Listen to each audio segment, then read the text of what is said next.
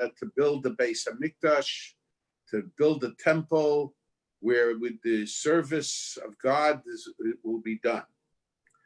And there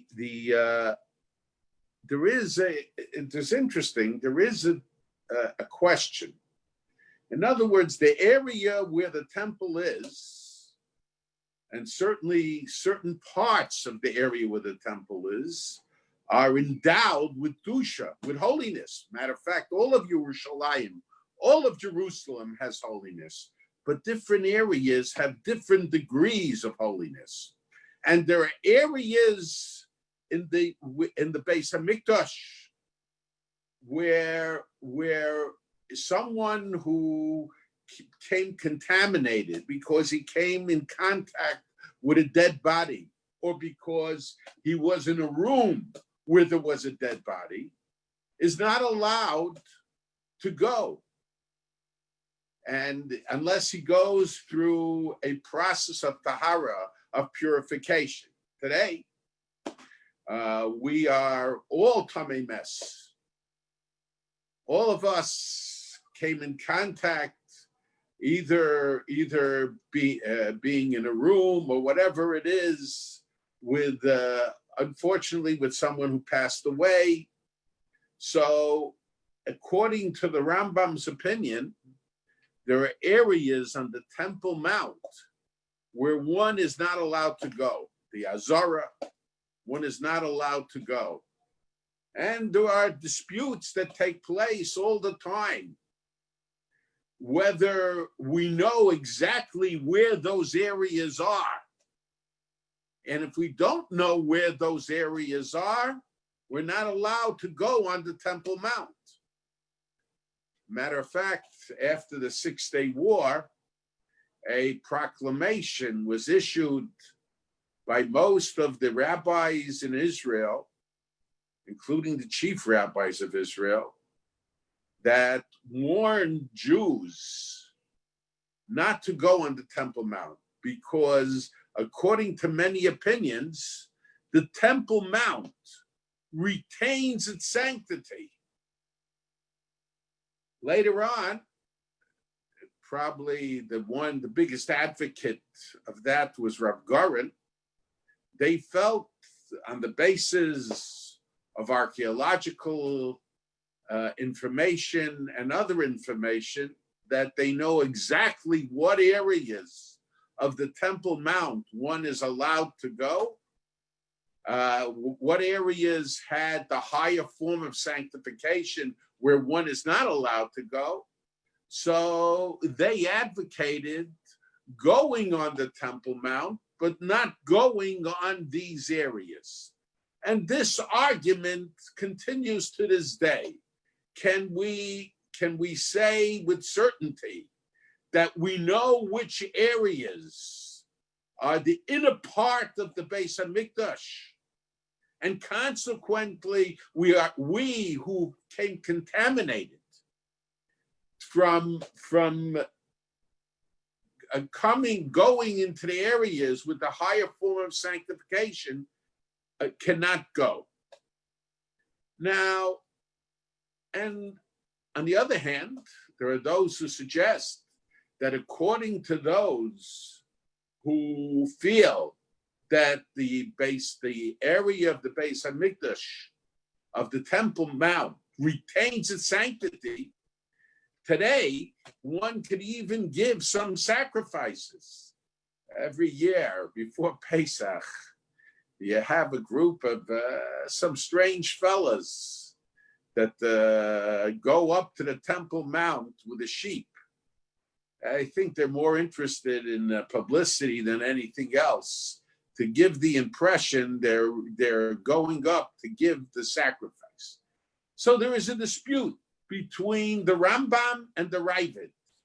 The Rambam's opinion is that the Temple Mount and all areas of the Temple Mount retain the former sanctity they always had. And the Rambam says, why?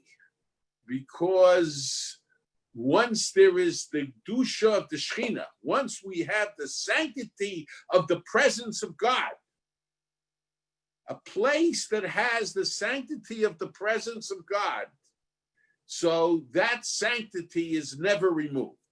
So even though the Beis Hamikdash, the temple, was destroyed, according to the Rambam, and even though the people left the land of Israel, were expelled, the Jewish people as a nation were expelled from the land of Israel, and nevertheless, the sanctity of the Beis Hamikdash is not dependent upon anything else. Once it became sanctified, that sanctity remains forever. That's the opinion of the Rambam. The Ravid, he has a different opinion. According to the Ravid, and some say that according to the Ravid, today people could walk on the Temple Mount without concern. There are those that disagree. Why? Because the Ravid's opinion is that the Temple Mount does not have sanctity. And the Ravid's opinion that it doesn't have sanctity is based on two opinions. First of all, the Ravid said that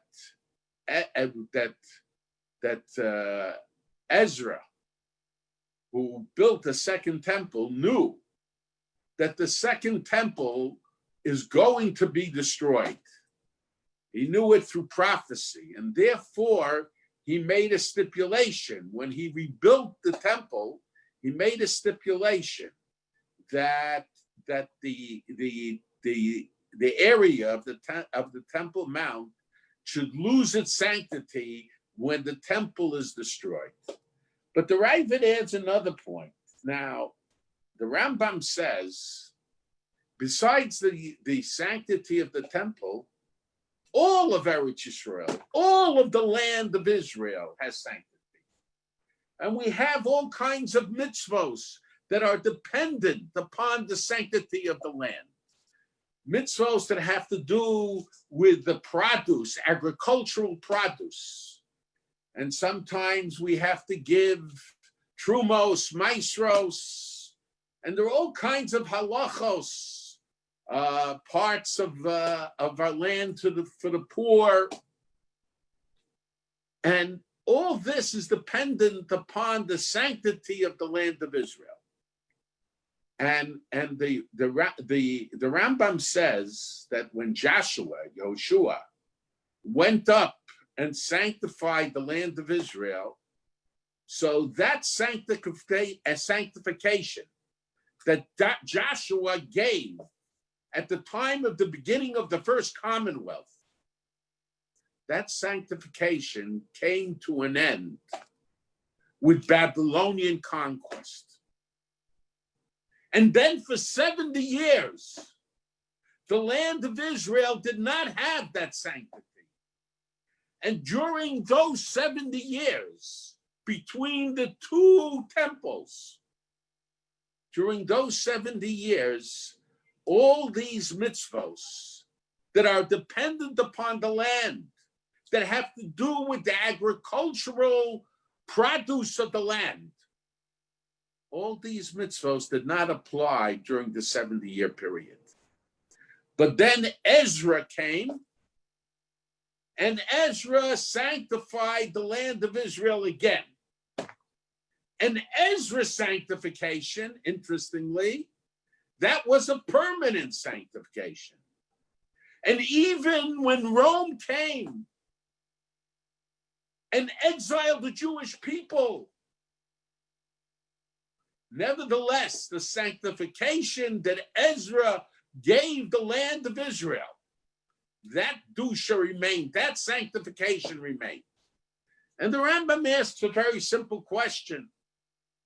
And the Rambam says, why is it that the sanctification that was given by Joshua to the land of Israel came to an end with Babylonian exile? And the sanctification that was given by Ezra when he went up to at the beginning of the Second Commonwealth and he built a second temple. That sanctification remained forever. Why is it that way? The Rambam says something very, very interesting. The Rambam says the first sanctification took place through conquest, through military conquest. Sanctification that takes place, Joshua had to invade the land of Israel with an army. Sanctification that takes place through conquest comes to an end when the conquest itself comes to an end. However, therefore, when the Jewish people went into Babylonian exile, that dusha, that sanctification, became null and void. It ceased to exist. However, Ezra, he did not invade the land of Israel with an army. He, in the words of the Rambam, sanctified the land of Israel with chazakah. What does chazakah mean? The literal translation of chazakah is a demonstration of ownership.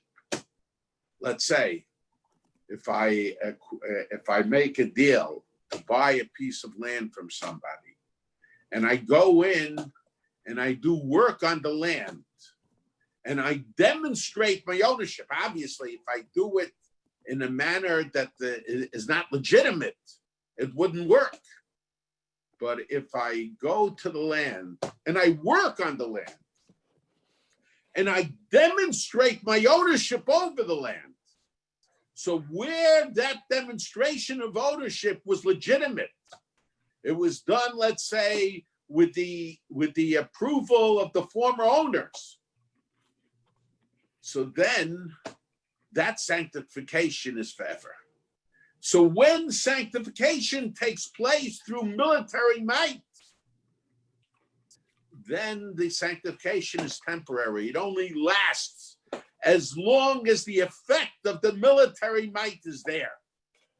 However, when it's done through chazakah, when it's done through going, residing, planting, living, then the sanctification is a permanent sanctification. And even if the Jews are chased out of the land, that sanctification remains. And many of the mitzvahs that are based on the agricultural the aspects of Eretz Yisrael, so many of those mitzvahs remain even to this very day, because the second sanctification, according to the Rambam, was a sanctification that was through chazakah. It was through a demonstration of ownership rather than through occupation and conquest. So the Reside says that during the 70 years between the two commonwealths, the Beis Hamikdash could not have sanctity for an additional reason. Because since the land of Israel didn't have sanctity, the Beis Hamikdash, the temple, couldn't have sanctity. Now, so we have a disagreement between the Rambam and Reside. The Rambam's opinion is that the sanctity of the Beis Hamikdash is not dependent upon the sanctity of the land of Israel, whereas the Raside's opinion is that the sanctity of the Beis Hamikdash is dependent upon the sanctity of the land of Israel. Now, one would think that the Rambam is correct, because we see, while we did not have a Beis Hamikdash, we did not have the temple in Jerusalem, but there was a Mishkan, there was a tabernacle that served as a temple, even in the desert. outside the land of Israel.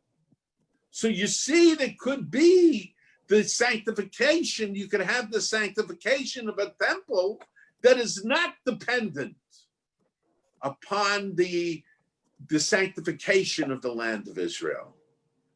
So we need to understand the opinion of the Rabbi. Now, I want to, before we get back to this, I want to mention certain things that are primarily based on things that my uncle said regarding this Sedra. The Sedra begins talking about the Yerashtem Osa, you shall take possession of the land, Yeshavtem ba, and you should dwell therein. That's the mitzvah of Yeshivaraj Yisrael.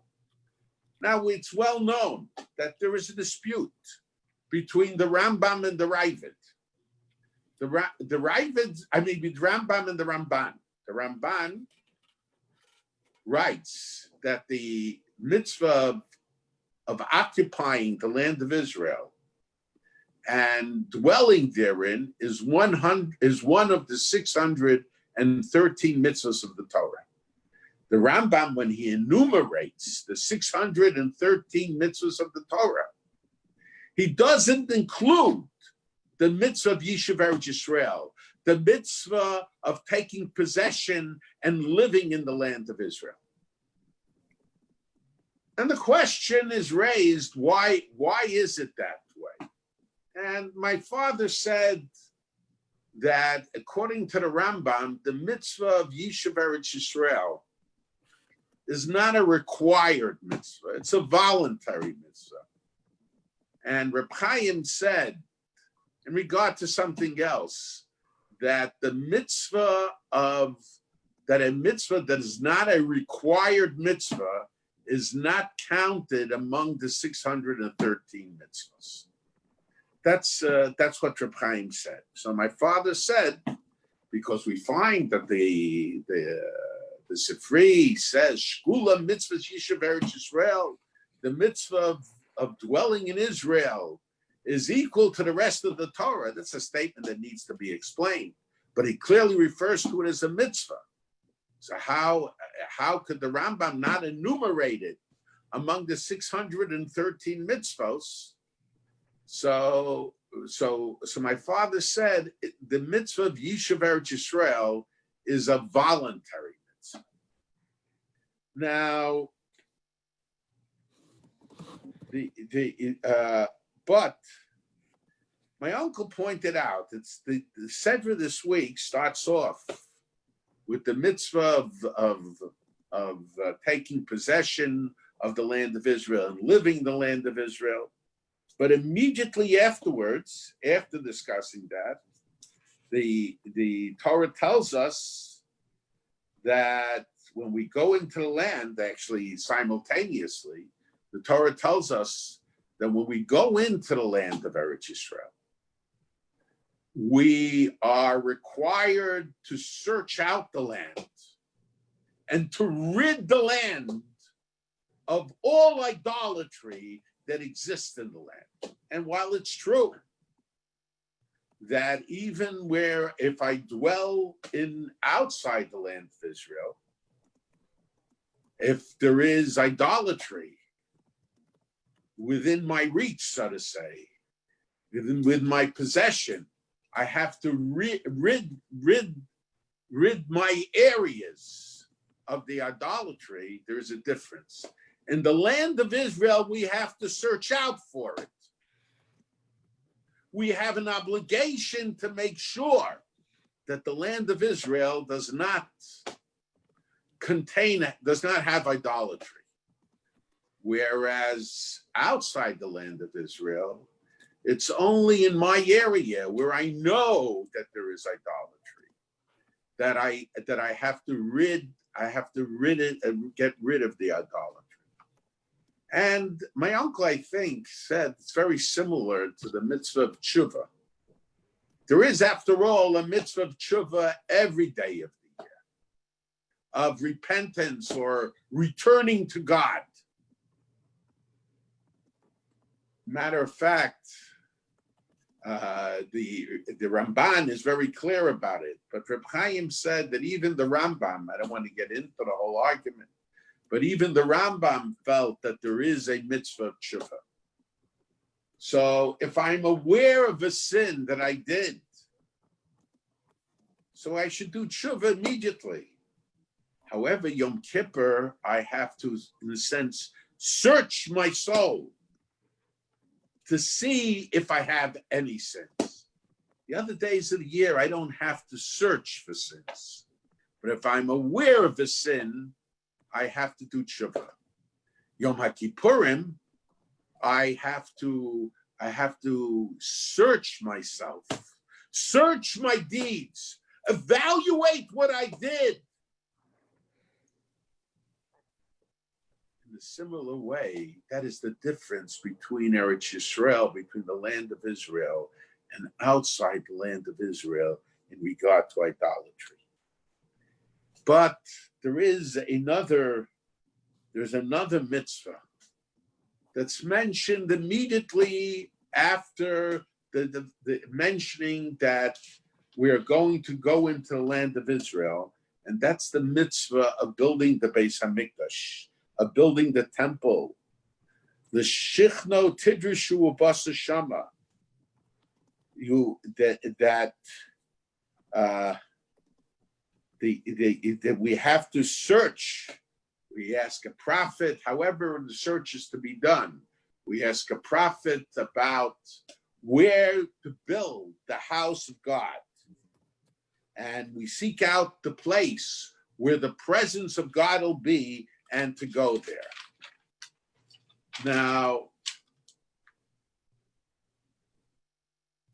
and this is mentioned immediately after telling us about the fact that we have to take possession of the land of Israel, dwell in the land of Israel, rid ourselves of the idolatry from the land of Israel, and to build in the land of Israel a permanent temple.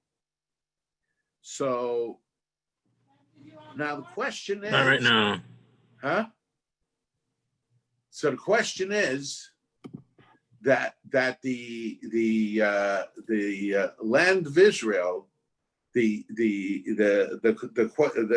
question is that the temple, what was the basis of the temple? The focus of the temple was the avoda, was the service done in the Beis Hamikdash, the korbanos, the sacrifices, and the other services that were done in the Beis Hamikdash. So the question is, why is the mitzvah of constructing a Beis Hamikdash mentioned in Chumash Dvarim? The more appropriate place to talk about the mitzvah of constructing the temple would have been in Chumash Vayikra. Chumash Vayikra talks about the sacrifices that one has to do. And Chumash Dvarim, however, really for the main part, deals with communal issues and the political sovereignty, especially starting with the Parshas Ray, certainly in Shoftim. The second half of Chumash Dvarim deals with communal issues, with political sovereignty, laws about a king, laws about war. So why is the mitzvah of building the Beis Hamikdash included here in Parshas Ray? It should have, the more proper place seemingly would have been in Chumash Vayikra. And my uncle said, the end of Parshas Eikev, last week's Sedra, talks about the capture of the land of Israel. It says, all the places, this was talking to the Jewish people who are about to enter the land of Israel, to take possession of the land of Israel. any place that you walk, meaning with your armies, will become yours. And you don't have to worry. The nations who you're going to encounter are going to be in fear of you. And it continues to talk about setting up the political structure and making the land of Israel the residence of the Jewish people. And my uncle said the Beis Hamikdash, the temple, was meant,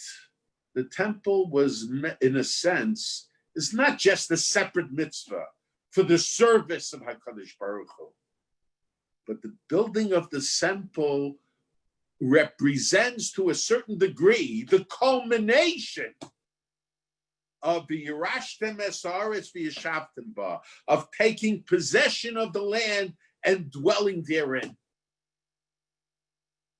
Now, what is the idea behind it? My uncle said, now, I would have explained it in the following manner. And that would explain also why we have to rid the land of Israel of idolatry. The question is, the Kafta B'Ferach says that although the Kedusha, the sanctity of the land of Israel, that has to do with the mitzvah, with the mitzvos, that deal with the agricultural crop that grows in Eretz Yisrael, the giving of tithes and all of that. But there is another sanctity in the land of Israel, and that's the sanctity of the presence of the Shekhinah, of the presence of God. It's very interesting. The Rambam quotes a Sifri Zuta, and the Sifri Zuta says that I would have thought that on the basis of logic, when someone says vidui, when someone says the confessional prayer, when someone does tshuva, when someone returns to God, that mitzvah has to be fulfilled in the land of Israel. So we have a special Xeris HaKosav, we have a special pasuk, V'hisvadu es chatosam es chatos avosam, that the Jews who are exiled from the land of Israel will say the confessional prayer for their sins and the sins of their ancestors who lived in the land of Israel. But they'll say it where? Outside the land of Israel. But if not for a special pasuk telling me that one could fulfill the mitzvah of tshuva, the mitzvah of repentance, the mitzvah of returning to God, the mitzvah of reciting the confessional prayer outside the land of Israel, on the basis of logic, I would say that a person should go to the land of Israel to fulfill these mitzvahs. And outside of the land of Israel, he couldn't fulfill the mitzvahs. And the question is why? The mitzvah of tshuva, the mitzvah of repentance has nothing to do with agricultural production. It has nothing to do with the land. Why would I have thought on the basis of logic to go to the land of it, that in order to do tshuva, in order to fulfill the mitzvah of vidui, the confessional prayer, I have to go to the land of Israel. But we could explain it with something that the Kafta B'Ferach says. The Kafta B'Ferach says, he doesn't say it in regard to this question, but the Kafta B'Ferach says that besides the sanctity that the land of Israel has regarding the agricultural mitzvos, Eretz Yisrael has another sanctity, and that's the sanctity of the presence of the Shekhinah, of the presence of God. Now, God is everywhere. And I've mentioned many times when we talk about certain areas, having the presence of God, God is everywhere. But I think the simple explanation, without going into all kinds of Kabbalah concepts, is that certain areas lend itself to us having it easier to maximize our sensation of the presence of God. So the land of Israel, it's easier for us to sense the presence of God. The temple area is we can sense the presence of God in a greater degree. So the land of Israel, from the time of Abraham, because figuratively God came with Abraham to the land of Israel. Figuratively, from the time of Abraham, the land of Israel had the sanctity of the presence of God. And with that in mind, and he says that's why, even in the 70 years between the two temples, when Israel did not have the sanctity regarding many of the mitzvahs, but he said there was still a mitzvah of living in the land of Israel, because the land of Israel is the place where one senses the presence of God. So to a certain degree, the mitzvah of Yeshivaraj Israel, of living in the land of Israel, is living in the place where one could sense the presence of God greater. It's very interesting. The Ramban, in his commentary on the Torah, says that there are certain forms of pressure that one spouse can use on the other to, so to say, encourage that the other spouse to join them in moving to the land of Israel. And in this regard, he says that demonstrates that there is a special mitzvah of living in the land of Israel. Why can one spouse use limited forms of pressure, not under all circumstances? In certain circumstances, could pressure the other spouse to live in the land of Israel. It's because there's a mitzvah. The Ramban's opinion is it's a required mitzvah. There is a mitzvah to live in the land of Israel. So the question that bothered me is the same law that says that one spouse could pressure the other spouse to live in the land of Israel. The same law says that one spouse could pressure the other spouse to move with them to Jerusalem. Now, regarding the land of Israel, we say there's a mitzvah living there. Whether it's a required mitzvah or a voluntary mitzvah, but it's a mitzvah. So one spouse could say, I want to have that mitzvah.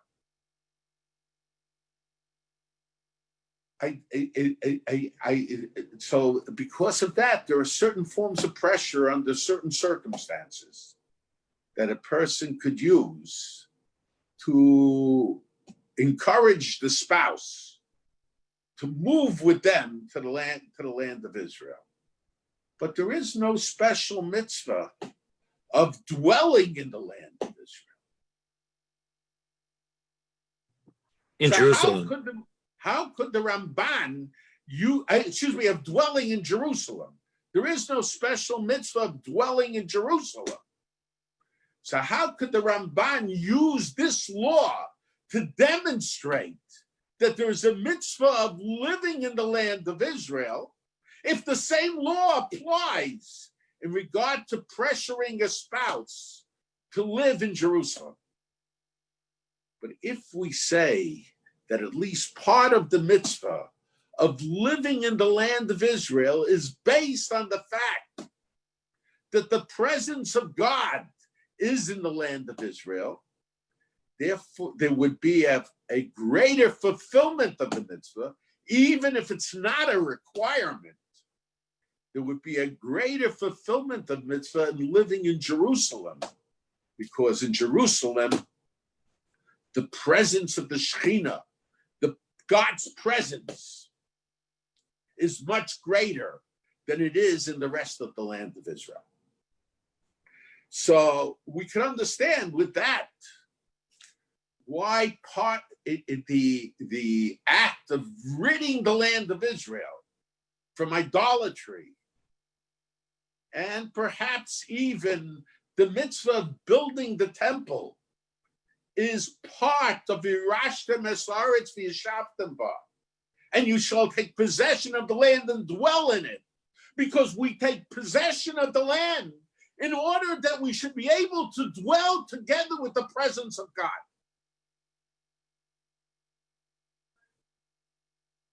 However,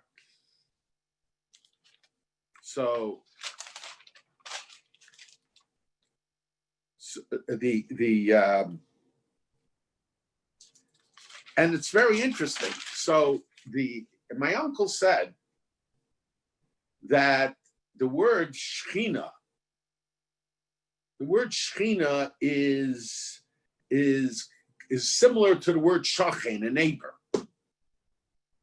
And in a sense, he says the mitzvah of building the Beis Hamikdash, is a mitzvah of having God as a neighbor. And he said it's very interesting. When David HaMelech, when King David approached the prophet, approached the Navi, and said that he wants to build a building for the temple. So they were told, first of all, it was when God gave him peace from the enemies that are around him. But in addition, it says that King David said that I live in a fancy house. I have a palace of cedar wood. And the Shechina, the Aron, the Ark, with the Aseres and Dibros, with the tablets of the commandments, that's in a tent. And the question is, why was it significant when he approached the Navi? Why was it significant that he lived in a fancy house? Therefore, it's not proper that the temple be in a tent-type building. And more than that, so my uncle suggested, and this is the way I read it, my uncle suggested that in a sense, the nature of the temple is dependent upon the nature of the dwelling of the Jewish people. Because God, the idea behind the temple is God dwelling together with the Jewish people. So when the Jewish people live in fancy houses, so that's a time when they have permanent structures, that's a reason to make the temple a permanent structure also. As a matter of fact, the Rambam says that the way we beautify the temple is dependent upon how much possessions the Jewish people have. He says, if they are wealthy, so you beautify the temple with gold. And if they are poor, then you build the Beis Hamikdash with lead, even lead, with metal.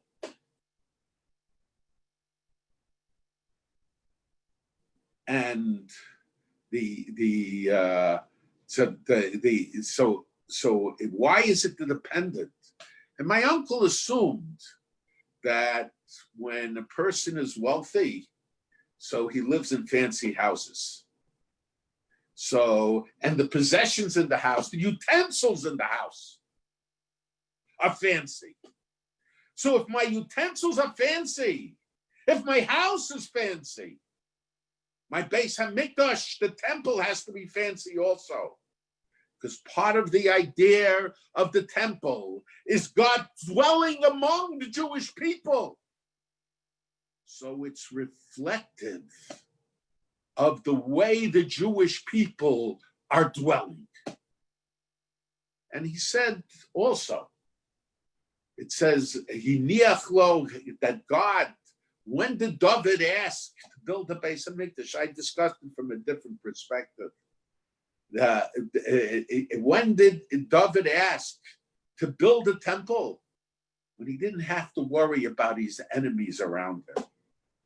So my uncle understood that, not so much from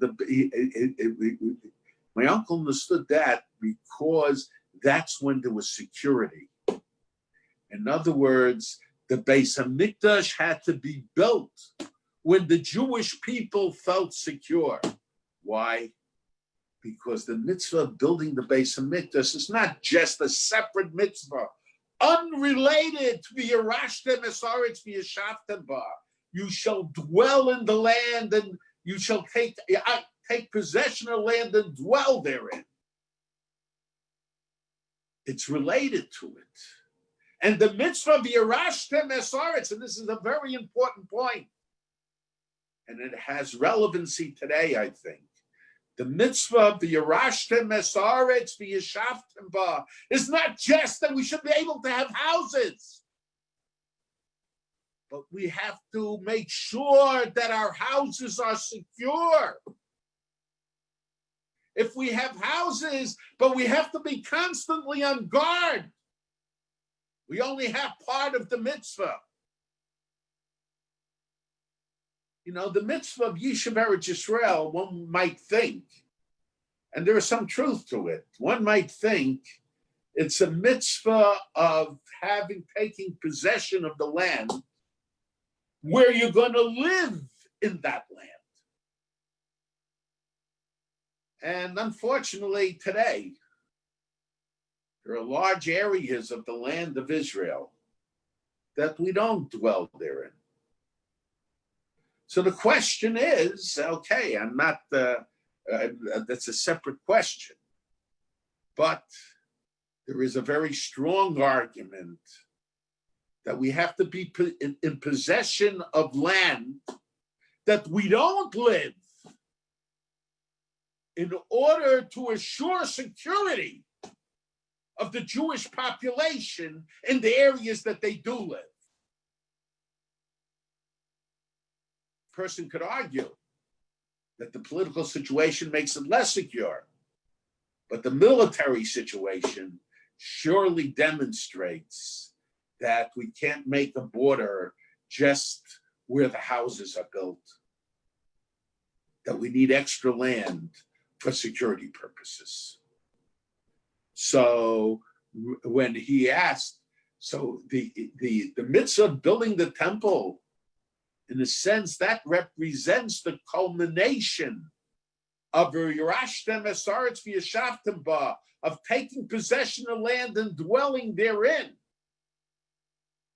So because of that, David could only ask to build the Beis Hamikdash, to build a temple when he felt secure in the land.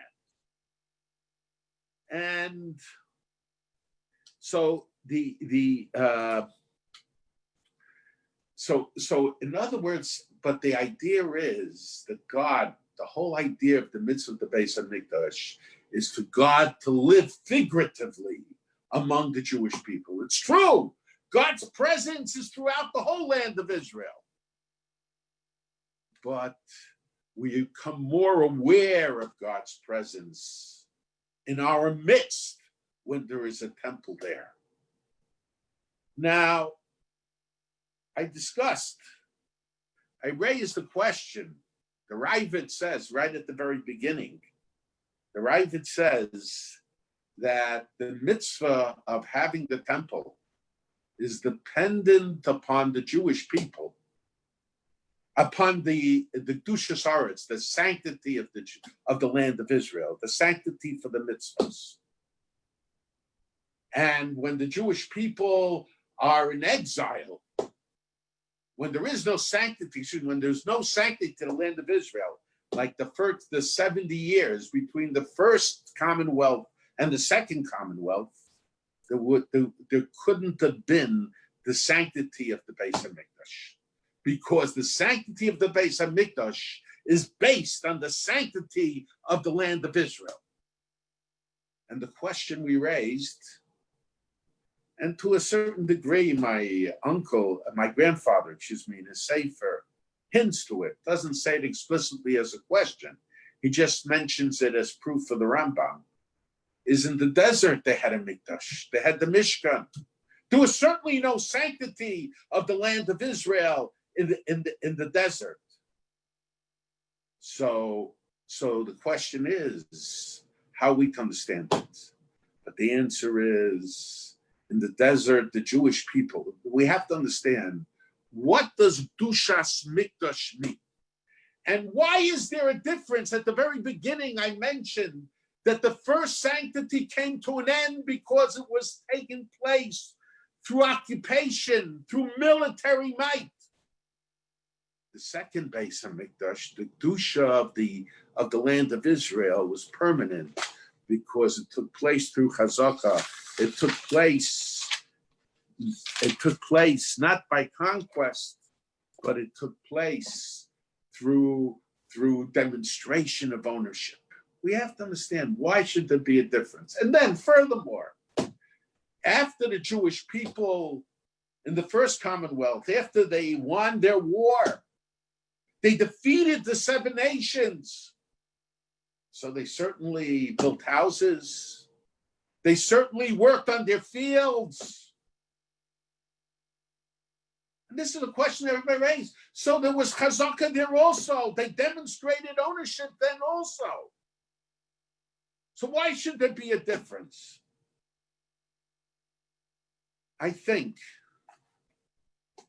that there's no question that the land of Israel belongs to the Jewish people. And the land of Israel was given to the Jewish people through our patriarchs, especially through Avraham. And it belonged to the Jewish people because it was given to Avraham. It wasn't because of UN resolutions.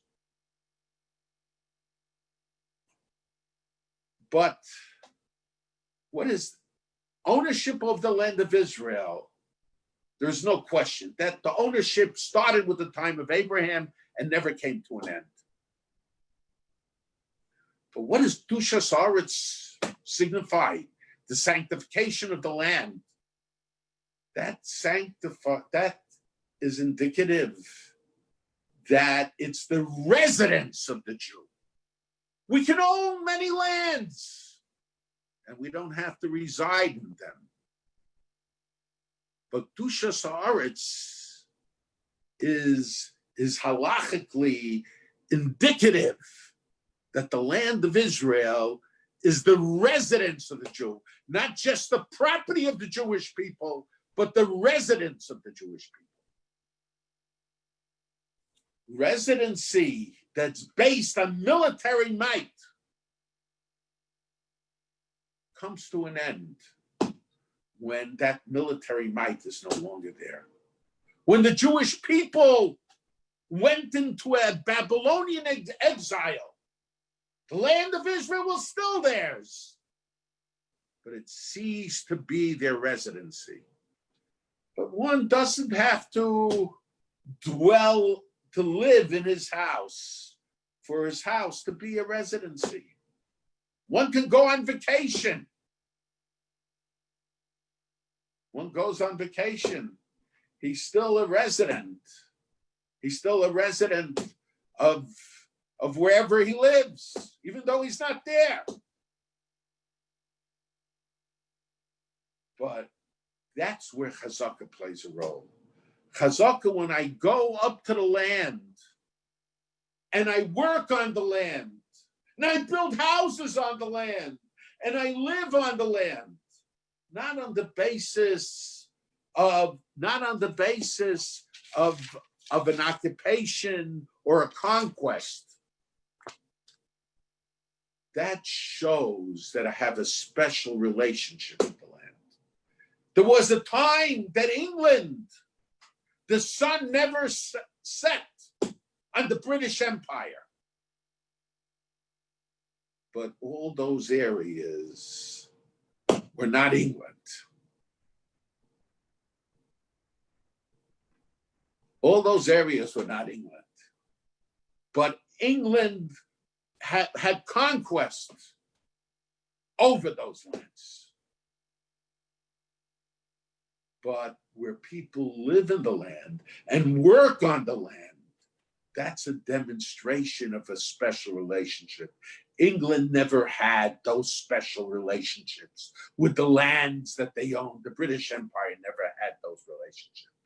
So chazaka, dusha, sanctity that is endowed on the land through chazaka, by working on the land, that makes the land the residency of the Jewish people. That makes the land the residency of the Jewish people. Now, in the desert, when the Mishkan was built, it was built as the center of the camp of the Jewish people. So in a sense, the Mishkan, the tabernacle, even in the desert, true, it wasn't in the land of Israel, but it was part of the residency of the Jewish people. Consequently, even according to the Ravid, we could suggest the Beis Hamikdash, the temple, had sanctity. I would like to suggest that perhaps we could say that the argument is between the Rambam and Ravid, perhaps, could be on this point. We already said that the purpose of the temple is for the temple, for the God to be seen as a resident, as residing together with the Jewish people. But the question is the purpose of the temple that the Jews should reside with God? Or is the purpose of the temple that God should reside with the Jews? And I think that perhaps we could suggest that that is the argument between the Rambam and Ravid. Doesn't have to be, but we could suggest that. The Rambam's opinion is that the purpose of the temple is for the Jews to reside with God. So the fact that the land during the 70 years between the first Commonwealth and the second Commonwealth, there was no residency of the Jewish people there, but that was the residence of God. However, the Ravid's opinion is that the purpose of the temple is for God to reside with the Jews. And since the purpose of the temple is for God to reside with the Jews, when the Jews are not residing there, so then there is no purpose. There is no purpose in the temple.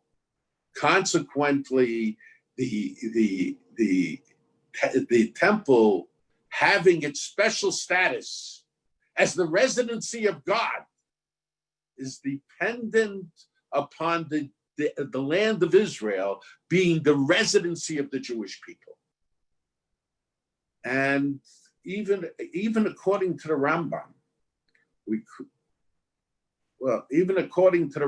could suggest that the temple, as I mentioned, that the Jewish people have to reside. The purpose of the temple is for the Jewish people to reside where the residency of God is. So, in a sense, the temple remains the residency of God, but it's remaining the residency of God because ultimately the Jewish people will be returning to the site of the temple. Okay. Hey, thank you. If anyone has any questions, please put them in the chat. One question is, can one fulfill the mitzvah of Yeshivaraj Yisrael by buying property, or do you actually have to be there? Okay, there is a partial fulfillment of the mitzvah of buying property, and some say that if you will contribute, there's a discussion in the Achronim, if you will contribute to the Jewish people having possession of the land, more so by being outside the land of Israel, so you will be fulfilling the mitzvah of Yeshivaraj Yisrael outside the land. It's preferable to fulfill the mitzvah outside the land of Israel than being in the land of Israel where you're fulfilling it only for yourself. However, it seems to me that the mitzvah of Yeshivaraj Yisrael is to be viewed from two perspectives. Another time I'll go into it more. There is the participation in Yeshivaraj Yisrael on a national level, and there's participation in the mitzvah of Yeshivaraj Yisrael on an individual level. From the perspective of the national level, whatever will contribute to the land of Israel being under Jewish control and have Jewish residents, so that is more important. On the basis of the particular level, then residing in Eretz Yisrael yourself is probably more important. Okay.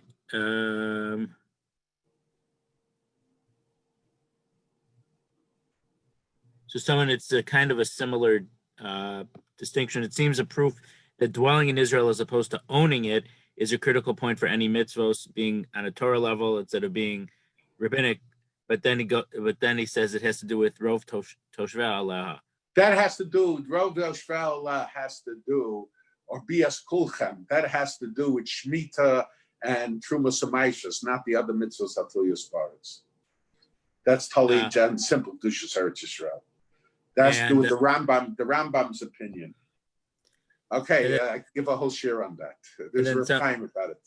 And then that person's also asking, doesn't the pasuk Va'asu Mikdash v'Shachanti b'Sacham seem to be like the way you explained the Ravid? I actually thought of that. Va'asu Mikdash v'Shachanti b'Sacham, I will dwell in their midst. The expression of the pasuk would seem to indicate that way. Yes, but it doesn't have to be understood that way. The simple reading would be that way. Okay, but we could say it's just talking about the order of things. In other words, God could only be dwelling in their midst after they build the Mishkan. And it looks like someone say by the Mishkan, build the Mishkan and then come live there. If you build it, they may not come. Mishkan there. So it's not a compelling raya, but there is an indication in the pasuk that way. And looks like looks like it's kind of based on the first answer. Can you fulfill having mentioned that there's a national level, whatever contributes to Eretz Yisrael being under Jewish control? So I guess is there advocacy or political activity that people do outside of Israel that allows Israel to be settled?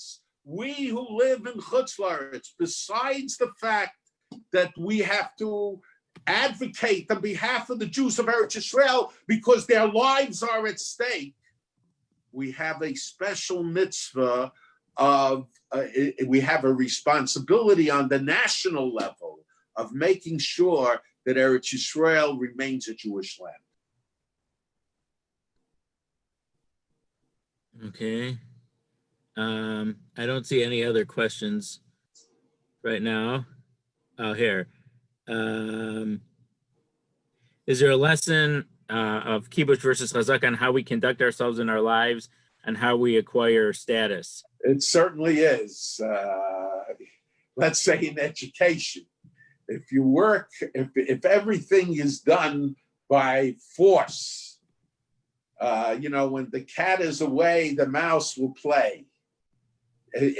So if everything is done on the basis of force and pressure, now there are times you have to use force and pressure, but education should not be limited to force and pressure, because if it's limited to force and pressure, when the student is no longer under the control of the teacher, then everything that he was taught, certainly on a religious level, will crumble.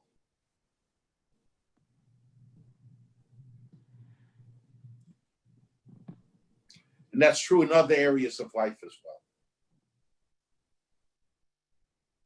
Okay, thank you. There aren't any other questions. So thank you everyone for joining us. Thank you, Rabbi, for the share. And God willing, next week we'll be at the same time, same Zoom code. Okay. Okay, thank you.